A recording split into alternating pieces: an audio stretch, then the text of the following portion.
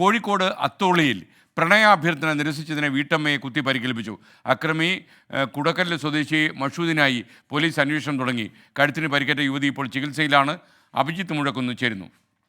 Abhijith, good morning, പറയൂ.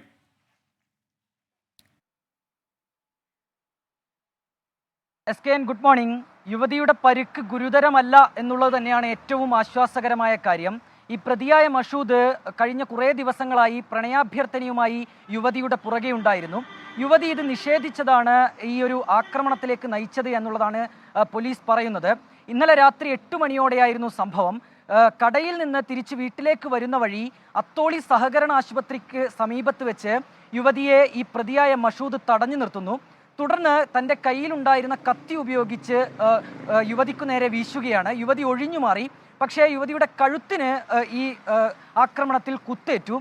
ഉടൻ തന്നെ പ്രതി അവിടെ നിന്ന് ഓടിപ്പോവുകയും ചെയ്തു. നിലവിൽ ഈ യുവതി ആശുപത്രിയിൽ ചികിത്സയിലാണ്.